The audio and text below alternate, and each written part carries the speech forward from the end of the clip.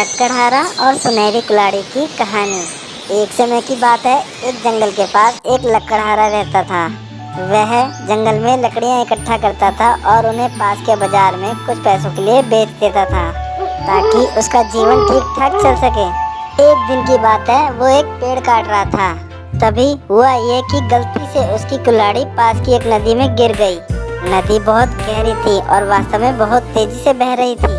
उसने अपनी कुल्हाड़ी को ढूंढने का बहुत प्रयत्न किया, लेकिन उसे वो वहाँ नहीं मिली।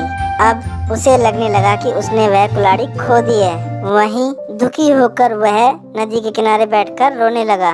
अरे मेरी कुल्हाड़ी चली गई। अब मैं अपने घर परिवार को कैसे चलाऊंगा, खाना कैसे खाऊंगा और पेड़ कैसे काटूंगा। उसके रोने की आवाज को सुनकर नदी के भगवान उठे और उस लकड़हारे से पूछा कि क्या हुआ। लकड़हारे ने भगवान को अपनी दुखद कहानी सुनाई।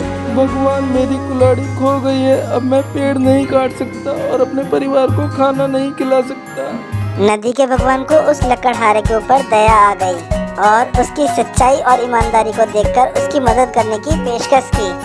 वो नदी में गायब हो गए और एक सुनहरी कुल्हाड़ी लेकर वापस आए, लेकिन लकड़हारे ने कहा कि ये उसकी कुल्हाड़ी नहीं है। वो फिर से गायब हो गए और इस बार चांदी की कुल्हाड़ी लेकर वापस आए, लेकिन इस बार भी लकड़हारे ने कहा कि यह उसकी कुल्हाड़ी नहीं है। अब नदी के भगवान पानी के अंदर फिर से गायब हो गए और इस बार वह लोहे की कुल्हाड़ी के साथ वापस आए। लोहे की कुल्हाड़ी देखकर लकड़हारा मुस्कुराया और उसने कहा यही ही उसकी कुल्हाड़ी है। नदी के भगवान ने लकड़हारे की ईमानदारी से प्रभावित होकर उसे सोने और चांदी दोनों कुल्हाड़ियां भेंट कर दी।